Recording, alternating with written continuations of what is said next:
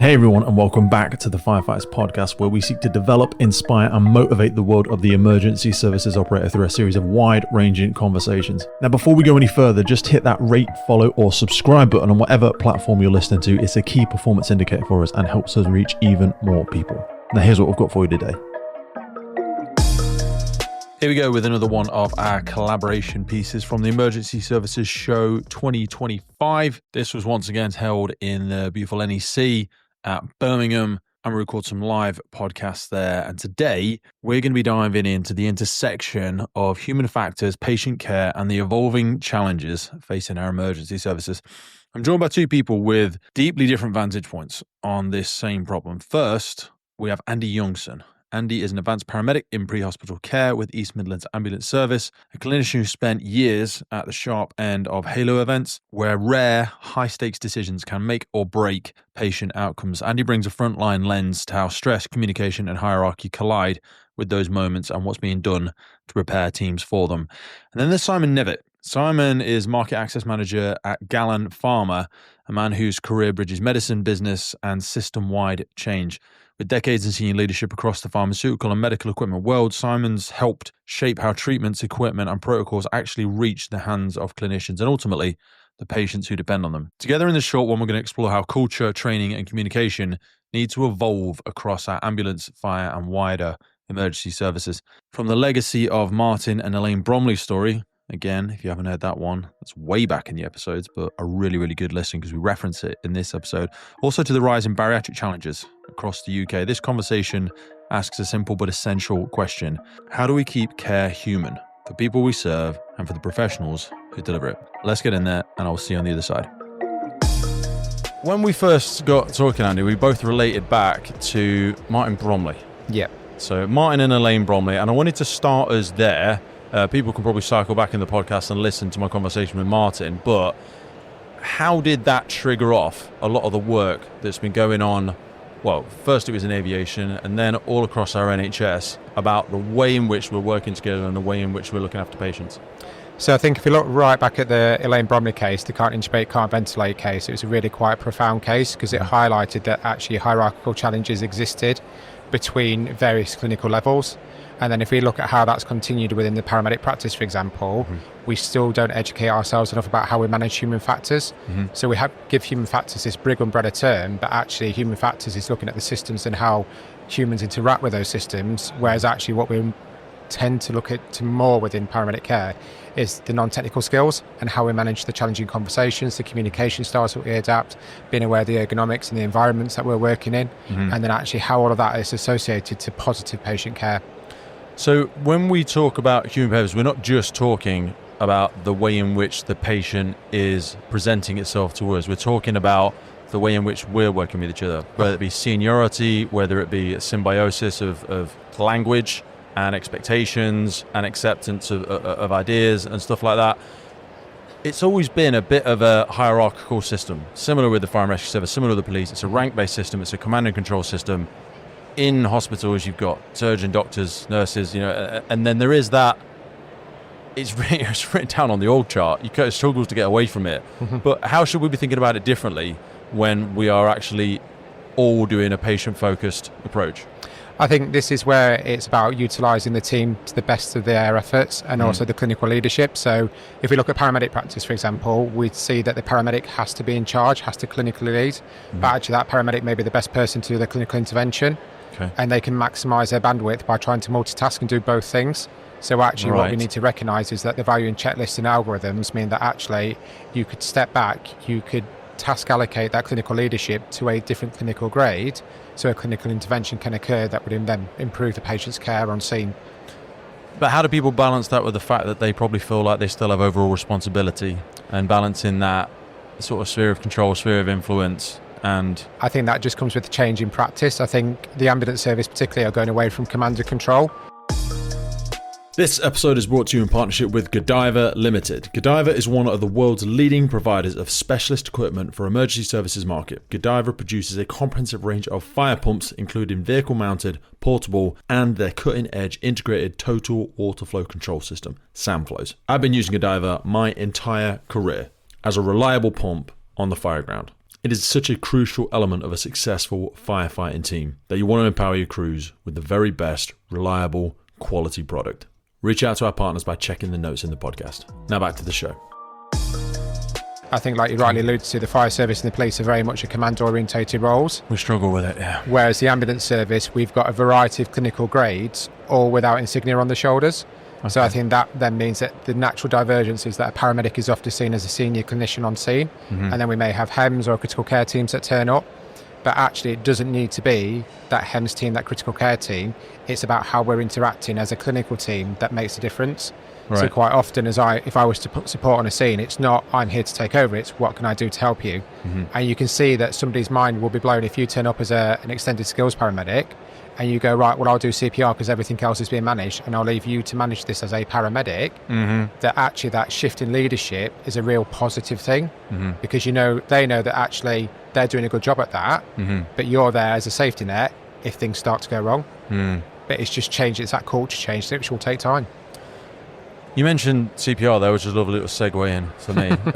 Simon, we were speaking earlier on today when we went over for a chat about so we've got two sides of this conversation here. We've got the way in which we're delivering care to people in the most optimum way, and then it's the realization that society is changing. You know, in the fire and rescue service, some of the things we wrestle with most is bariatrics, people that's life that face real socioeconomic challenges. They are in a very physically difficult point in their life, and we don't appear to be focusing enough, or we're almost behind the trend on this. And I see it both from a paramedic's perspective, especially from a fire rescue perspective, in terms of how we're looking after that person and how we're serving them. A lot of the work you've done is trying to fix that problem. So how have you seen this grown, and what's changed in the standard size, weight, average challenges of, you know, a casualty that's faced to us by the UK? Yeah, there's a really big change over the past few years. In particular, if you look at the last 10 years, the weight of the average population in England in particular, there's just been some evidence that came out in February, which is available just on the House of Commons website, because that's really useful to know. It actually really does exist. That the weight of the general population has increased by 15% in the last 10 years. So people won't have to look far to believe that. Yeah. It's screaming us in the face everywhere we go. Exactly, and it's continuing to do so, because if you look at young people now, they're bigger, and they're not just taller, but they're bigger entirely. So it's just going to get worse.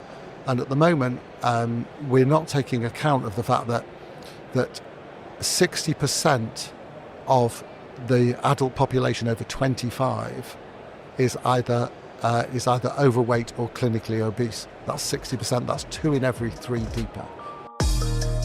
It is beyond a privilege to be able to bring the Firefights podcast to you, and we are so grateful for every single person that supports, listens, shares, and follows our journey. But here's the honest truth. It takes a colossal amount of time and work to keep the podcast going. And to help us keep doing it, create more, reach more guests internationally, and make the podcast sustainable, we're asking for you to help. And to do this, we've set up a Patreon page. Now, by joining this, you'll not only support the future of the podcast, but also gain access to exclusive benefits. Now, if you've ever wanted to meet a member of the podcast, buy us a beer, buy us a coffee, and you think anything you've ever listened to on the podcast has been worth £3, that's basically what we're asking you for. By joining our Patreon community, you will get access to every single full episode archive we have ever made. Now, hundreds and hundreds of key documents that we've got in there on fire behaviour, firefighter health, cancer risks, incident debriefs, and so much more. So if you feel like you want to join the Patreon crew and help us make this possible, head to patreon.com/TFFPC or check the link in any episode podcast notes.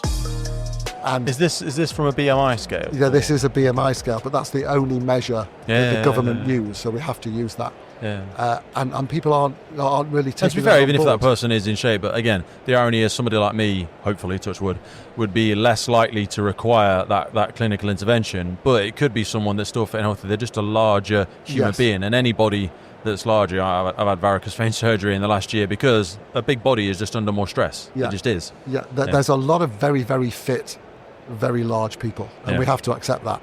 But actually, if you look at the numbers of people who get help, the majority of the people who get help are in the latter category. If you excuse the pun, that the weight that's being placed on the NHS is because there's a lot of these people, and they're often unknown. We saw a lot of this during COVID, where we would get to so many more bariatrics. We were doing gain entry for the NHS and for the ambulance services, because these people just weren't known to the public. Because with Amazon delivery and Uber Eats and everything now, you can become a complete recluse. And it's not until you face that really crucial life-threatening challenge that you are made aware of by the emergency services, and we go, Jesus Christ, we're not ready to prepare. We're not prepared for this person. We've got one bariatric ambulance across the entirety of our trust, and we simply don't have capacity for these people. Yeah, and interestingly, there's a cause and effect problem as well.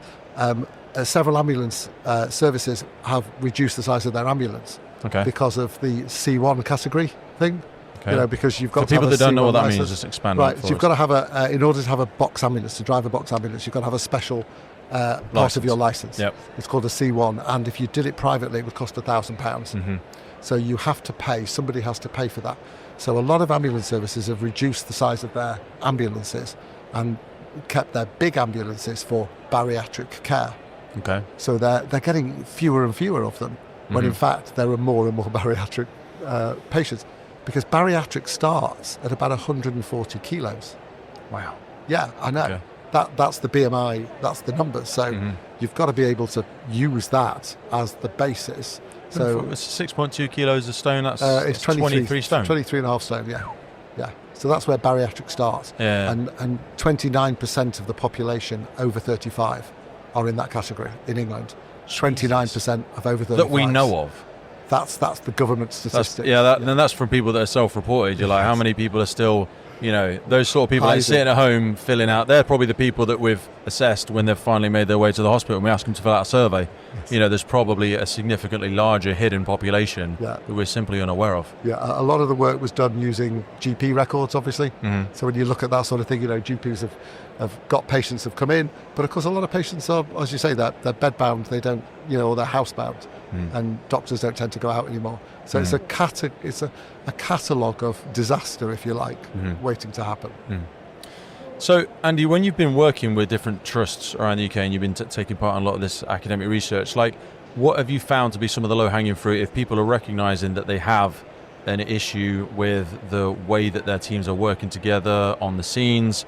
What have been some of the solutions to this? Because information's great, but it's like we're flooded with information these days. We seem to be starved of wisdom and actual guidance. I think a big thing is the cultures that we employ. So a lot of ambulance services now are moving away from having that command and control structure and moving towards a clinical leadership model, and actually just the terminology that we're using. So if somebody's a leader, then a leader demands followership, and you need to have a leader and a follower to therefore have an effective team.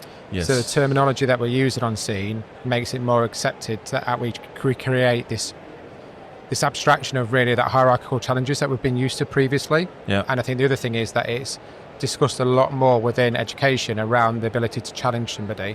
Mm-hmm. So, the acronyms of CUS or PACE to be able to challenge somebody and have that ability to actually go, I'm concerned about something, I'm uncertain this is correct, I'm not really sure you're happy with what you're doing, and actually we need to stop because this could cause clinical error. So I think because we're using these words more regularly, then actually we're starting to improve the human factors, the non-technical skills, the communication. This episode of the podcast is brought to you by Gore-Tex Professional Fabrics. Now, we all know the working environment of a firefighter is filled with challenges. We face serious risks on the job, such as heat exhaustion, burns, physical and mental stress, and we frequently come into contact with high levels of toxic chemicals. Now, I have been wearing Gore-Tex for nearly 2 decades on the front line, working in hostile environments, tackling challenging incidents from firefighting to water incidents and in urban search and rescue environments. Gore-Tex have a well-earned reputation for protecting professionals in the fire and emergency services through their family of highly innovative, waterproof, breathable moisture barriers that exceeds global performance standards and are trusted worldwide. Gore-Tex, going further together. The classic thing is closed-loop communication. So before, we never really spoke about the importance of using somebody's name. Okay. But now there's that cocktail bar effect that if I was to use your name in a crowded environment like we are today, then actually you're going to home in on that straight away. So therefore your spider senses are straight away alerted to what's going on. So when we get to being a clinical team, introductions, hi, my name's Andy, I'm X, Y, or Z, that means that straight away everybody understands clinical grade, understands names, and we can start to then task allocate and create that effective clinical team. Is there an element of maturity that's needed for this one? That's not when you hear maturity, you immediately go to the other end of the spectrum, and there's almost an unspoken suggestion there that people are immature to do this. But there is a large amount of humility that's required for something like this, and I'm not entirely convinced that as just a society we're able to take feedback like that as easily now as perhaps we used to be able to, because we struggle with difficult conversations. I think it's a massive thing. There's almost, we talk about it in education, and we talk about actually that failure to fail. Yeah. So there's a lot of pressure put on mentors to pass students, and actually that failure to fail is actually have that confidence and that ability to say, actually, no, somebody needs some support. And I think that goes all the way through clinical practice. And actually, we're quite often afraid to have those open and honest debriefs to go, actually, no, I need to learn from this, so I'd like you to feed back to me as well. But again, that's a cultural change. And I think we've seen throughout the past couple of years that actually that's becoming more of an accepted culture. Okay. But that still needs to continue. And actually, we need to remember that the ambulance service has still got clinicians on there who have been on 30, 40 years ago that can remember they did one job a shift and then that was it. Where now our ambulance crews are tired, spending a lot of time outside of emergency departments. They don't have the support and the availability to actually have a protected debrief session always. They have capacity now. And that's something we need to look at, because if we can start to support clinicians more, then we start to change things. Do you think the current approach that we have with our paramedics is sustainable? I thought I read some information recently that average career length is something like 7 to 10 years that people will spend as a paramedic now. They may choose to move into a different role, or some just knock it on the head altogether. The system is almost breaking under its own weight, isn't it? I think the risk I think we have is we are losing the experience of the senior clinician. Okay. Losing that term of, those who have got a number of years in. So actually, I think to get a good grounded paramedic, you need not only the academic experience and exposure, but you also need the experience and exposure to attending those incidents. Yeah. And if I look back to when I joined 15 years ago, then I learned a lot from my mentor who had got the years of experience and exposure. So actually, with the option now of early retirement or retire and return and actually coming back on 2 days a week, we're losing that ability to really tap into that. And it's from that I think you start to build your resilience, you understand the role more, and then equally, on the other side of it, clinicians have joined and spent years training to become somebody who goes out in the pre-hospital environment, and they are picking up a large amount of low acuity work. If we look at the ambulance service statistics, only 11% of what we do is high acuity. So 89% of emergency calls are actually low acuity calls. Okay. So we're changing what a paramedic actually attends to. MSA are supporting us on today's podcast, and I chose to partner with them because I've been wearing this stuff for nearly 20 years, and they are the global leader in development, manufacture, and supply of incredible, safe products that really protect people, not just our communities out there, but also first responders, most importantly, all over the world. Get yourself over to MSA and have a look at it. The high-performance protective clothing for emergency services responders. They also partner with us on the UK Pink Firefighters. It's because we love them. The helmets with the reflective visor, the F1XF, absolutely epic helmet. And not forgetting how they improve firefighter safety through their connectivity and the connected firefighter platform. MSA are always pushing the envelope, and it's a real privilege to be able to continue to grow our partnership together. So whether it's your PPE, your bunker gear, your helmets, your SCBA, your thermal imaging, your Luna, or your portable gas detection, both of us know that this equipment needs to work. It needs to be high quality, reliable, and dependable in the moment. And that's why I use MSA, because they know what's at stake. I never really thought about it from that angle. My brother-in-law, Eddie, he's a paramedic, and before he joined, he was a RAF. He flew the Harriers, so him and I have had so many conversations about human factors, because he has it from both elements of it. Massively, but I also think that's what a big appeal in bringing people in from outside of the sector as well. I look at fire and rescue, police, ambulance service. I think we should be looking for more people that, because people don't do careers necessarily for 30 years anymore. Yeah. They're happy to transition after 5 or 10 years, and I think there's a lot of value from that. I don't think we should sort of vilify it in the way that people say, you've only done 5 years, you're just getting into it. I'm like, no, I think there's a lot of wealth to be mined out of that. If people want to find out a little bit more about this academia and this research, where's the best place for them to go? I think the great option is now is we've got the College of Paramedics that are obviously, they've done a large amount on human factors. They've recently done some simulations which have then highlighted how humility and having that human approach to healthcare makes a massive difference to the patient wellbeing. And also just looking at the clinical human factors group that Martin Bromley set up himself after the Elaine Bromley incident, there's some really good online resources there that clinicians can just read, and actually then starts to open your mindset up about what you would do at that incident and how maybe you can reflect on your own practice. And Simon, for yourself, when people are looking at solving this challenge of the size of the patients that we've been asked to deal with and the challenges that are faced around pulmonary resuscitation and stuff like that, where can they go to find out a bit of information about yourself? Right. If they want to read the actual facts about how the population is changing, then there's lots of evidence out there, and at the moment most of it comes from places like the House of Commons or NHS, so we want to go there.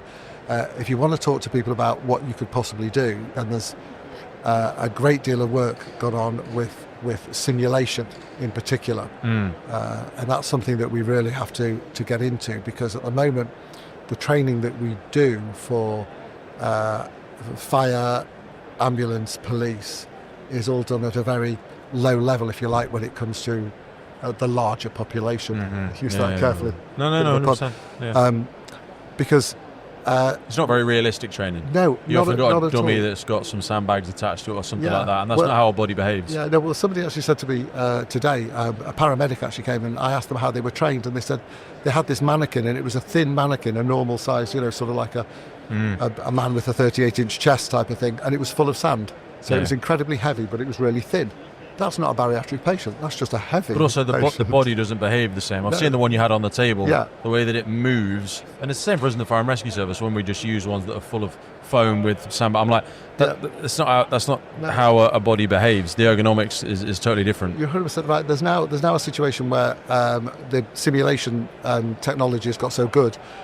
We as a company have a bariatric model that looks and feels like a 140 kilo woman. Yeah.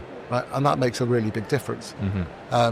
Because they move like them, and there's lots of help out there for people if they go online and look up where you can buy or use equipment that actually looks and feels like real people. Yeah. And this one, we're very lucky, does.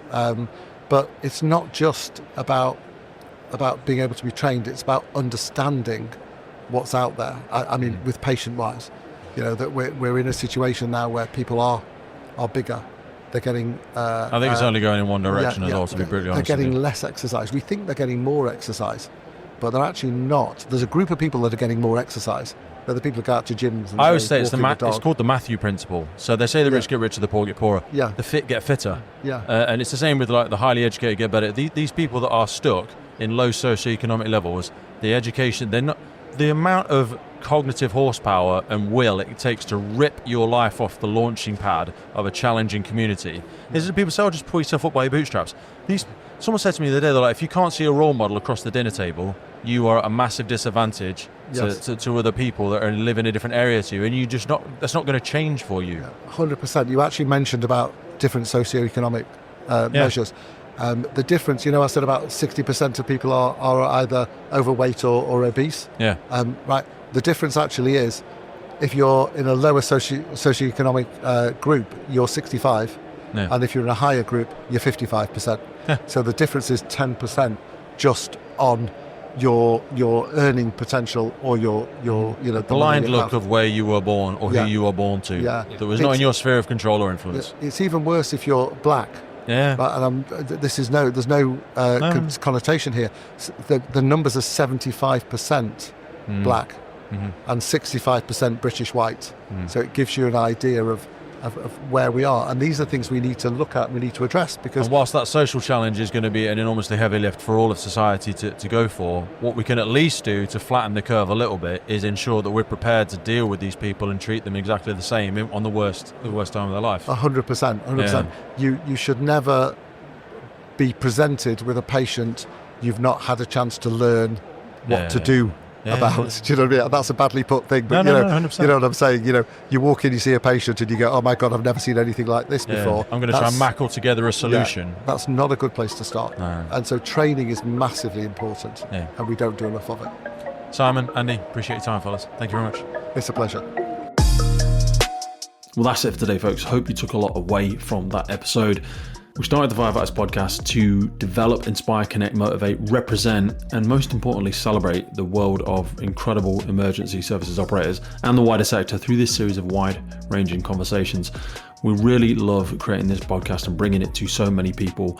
Did you know you can also find these on YouTube? We do a lot of video podcasts now. You can head over to our YouTube page and follow, subscribe there. And as a final ask from us, whatever platform you're on, please rate the podcast. It really helps us as a key performance indicator to reach more and more people. I've been your host, Pete Wakefield. This has been the Firefighters Podcast. And wherever you are in the world, please stay safe, be happy, live with intention, and where possible, please remember and support your firefighters and first responders. I'll see you next time.